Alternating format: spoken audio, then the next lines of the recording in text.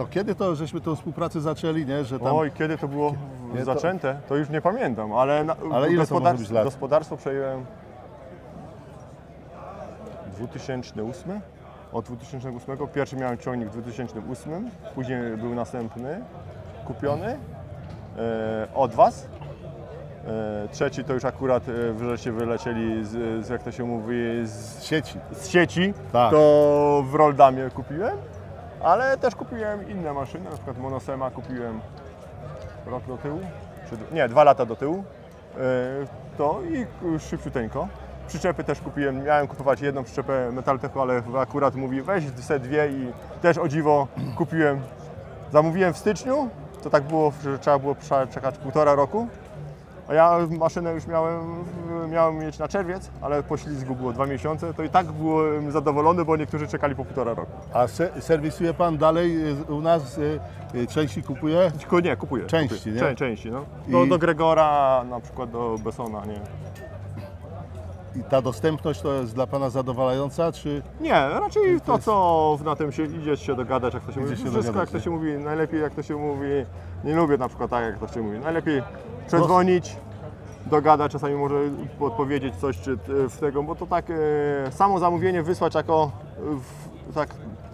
takie sztywne, no to jest tego. Tak. Przedzwonię, on mi doradzi, dobra, weź sobie z tej firmy, mówi, bo to jest na przykład zamiennik lepszy czy coś w Garszynie, bo to a ile ma Pan teraz hektarów w tej chwili? 100. 100.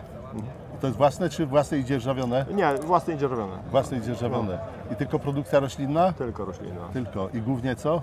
Pszenica, rzepak, soja. Rzepak. O właśnie, pszenica, nie? W magazynie leży, czeka na... Nie, sprzedaję cały czas. Tak? Na bieżąco? Na bieżąco. Nawet już w październiku teraz będzie znowu. I cały czas sprzedaję. Ale to stale ten sam firma skupowa, czy różne? No, akurat w tym roku cały czas ta sama. Osadkowski akurat w tym roku bierze. I płacą od razu, czy nie, później? Nie. 21 dni, tyle co tego. I pieniądze na koncie są. A ceny są w miarę zadowalające? Ja powiem, że jeżeli tak się patrząc, co inni rolnicy mówią o płodach, jakie uzyskują, to ja jestem zadowolony. Wiadomo, że nie jestem zadowolony z ceny w tym, ale co inni uzyskują, no to przyjadą, sami zabiorą, nie trzeba jechać w kolejkę, to też jest, trzeba to doliczyć, nie? My tak żartujemy nieraz między sobą, nie? Że jak rolnik narzeka, to jest dobrze, nie? Że narzeka, bo jemu zależy, nie? Aha. A jak już nic nie mówi, to jest źle. A Pan tu jeszcze całkiem zupełnie nie pasuje do tego, bo Pan mówi, że jest w porządku, nie jest, że w porządku. No ale w porządku, ale idzie żyć, nie? No, idzie przeżyć, jak to się mówi, wiadomo, że jak to się mówi, trzeba to liczyć z głową. A problem jest, bo... Problem jest duży, duży jest problem, tylko że ceny, jak to się mówi, wróciły do normalności, tylko że koszty nie wróciły do normalności. No to jak ktoś to powie na tym, bo ceny to wróciły około 900, nie? Tylko że koszty są rozstrzelone widełki tak, nie? Żeby to one się jeszcze tak przybliżyły do siebie, no to wiadomo. I teraz jeszcze nie wiadomo, kiedy kupować na przykład nawozy, kiedy one będą tańsze, zimą, czy przed sezonem, po sezonie, w trakcie sezonu? W tamtym roku to akurat wtopiłem, Kupił Pan drogo? Kupiłem drogo. No. Ale to ryzyko rynkowe, nie? Tak samo jak... No, to... Ale to teraz... Tak samo jak Wy zamawiacie maszyny, była stal po ile, teraz jest po ile i... Mało tego, jak kupujemy w określonym kursie euro, wiem, a potem na przykład złoty się umocni, to już jest... to mamy stratę, tak. A jak... no bo ludzie zapamiętują cenę złotówkową, tak. Nie? Ale gdyby było odwrotnie, no to mamy jakąś tam, jakby to się mówiło, powietrze, nie? Że możemy bardziej być elastyczni, czy tam nieraz odroczenie płatności, nie? Bo to są też koszty, jak się odracza płatność. To wiadomo. I wtedy rolnik mówi, że no dobra, ale to jak, to ja nie chcę drożej płacić, nie? No i tam trzeba wtedy dogadać się tak, aby on że nie narzekał, że mu doliczyliśmy koszty finansowania, nie? Na te krótkie terminy, no bo na długie zawsze trzeba doliczyć, nie? To się mówi, nie ma nic za darmo. Na tych targach Pan bywa co roku? Powiem tak, nie zawsze. W tamtym roku byłem. W tym roku akurat syn mój mówi, a tato jedziemy. No i ja akurat mówię, kupiłbym sobie może w tym, no i szukam o najtańszej oferty, bo teraz jak to się mówi, kto w tym, no i tu też złożyłem raczej na to, żeby mi wycenili. Jeżeli będzie cena adekwatna do tego, no to To trzeba Wierzę. powalczyć, nie? Że a ile chcesz, a ile dajesz, nie? Na tej no, zasadzie, no nie? to akurat byłem tam po drodze, u Jareków już byłem, też mi ma dać ofertę, ale że wy też żeście byli, no to też wstąpię, mówię, a nóż trzeba ich sprawdzić, bo to Trzeba. Zawsze to się trzeba, nie? mówi, W ciemno kupować, nie, on to mi potem może można- powie, wierzę, bo mówi, może masz pieniądze, czy coś w tym rodzaju. To trzeba go sprawdzić, jak ktoś się mówi, czy on mówi prawdę, nie? No Zobaczymy, właśnie, kto teraz właśnie. prawdę powie. Kto lepszą cenę określi. Janusz może chyba przyjedzie maszyna. To teraz to już trzeba kupić, bo docisnąć sprzedawcę, najwyżej będzie bez premii. A to Sprzedawca. bez premii to Nie, chyba, bez- bez premii to chyba w tym roku wszyscy będą, bo mała sprzedaż mają. Bo jak sprzeda za mało albo bez marży, no to musi być bez premii, nie? I wtedy, ale docisnąć. No, to się teraz sprzedawcy mają, jak to się No. drapią się mocno, No jest, że, jest. że premii chyba nie będzie na święta. No, niestety, bo cały rynek jednak spowolnił, nie? Ale teraz jak to się mówi, teraz przychodzę na przykład do pana, mówię, że chcę kupić tego i proszę na jutro pod bramą. O!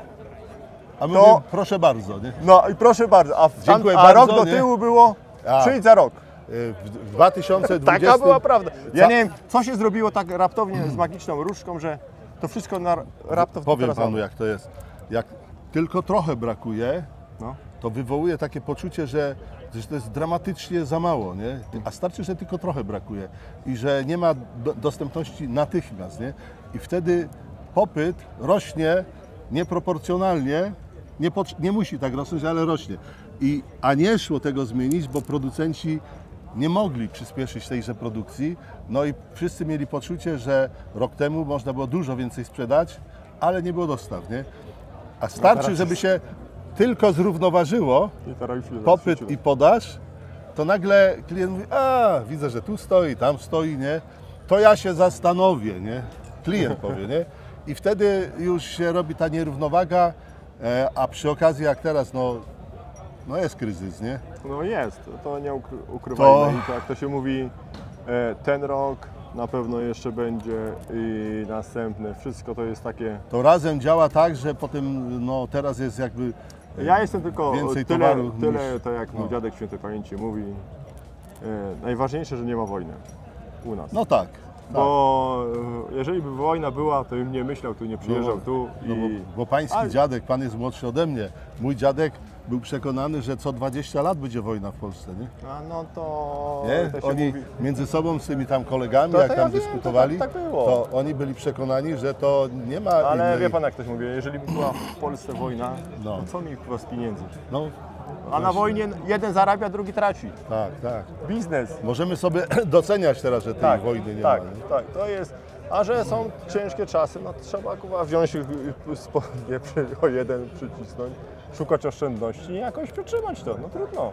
Najważniejsze by było zdrowie i jeszcze raz zdrowie, a później wszystko się będzie jakoś. To ja podzielam ten pogląd, że tak musi być. Nie, bo zdrowie najważniejsze jest, nie? I teraz liczę na to, że się dogadacie ze sprzedawcą na koniec.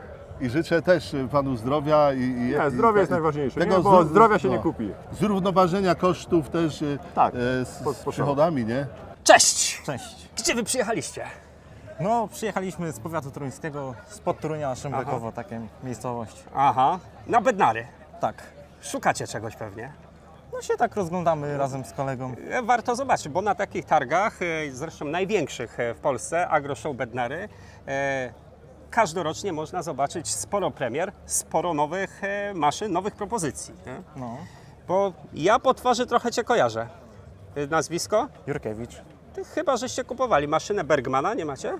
No mamy. Macie. A powiedz mi, co to była za maszyna, bo w tej ilości to nie kojarzę. Wiem, że Bergman, tylko nie pamiętam co. Przyczepa samozbierająca. Samozbierająca. Jaki model?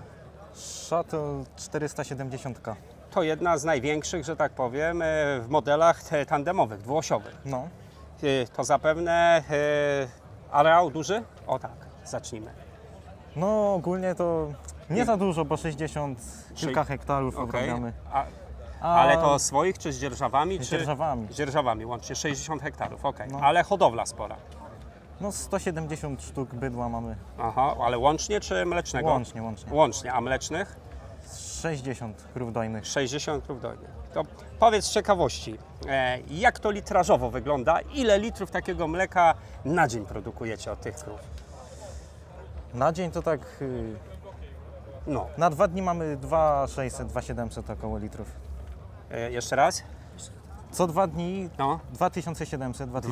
2600. No to Coś już, koło to tego. już sporo, ładny wynik, nie?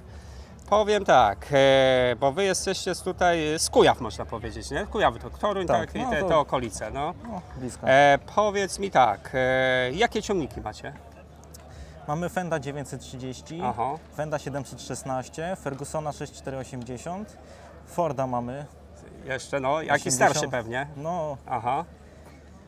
no i co, 60 do wypychania. No to wiadomo, obornika. powiem tak, które porządne gospodarstwo gdzieś tam na zapleczu nie ma tak zwanego legendarnego ciapka czy 60, nie? To Zawsze gdzieś musi stać. zawsze musi stać i powiem tak, zawsze dla niego znajdzie się robota, mimo posiadania tak nowoczesnych, bo macie No. Fenty, no to macie tak naprawdę najnowocześniejsze ciągniki no, na rynku, nie?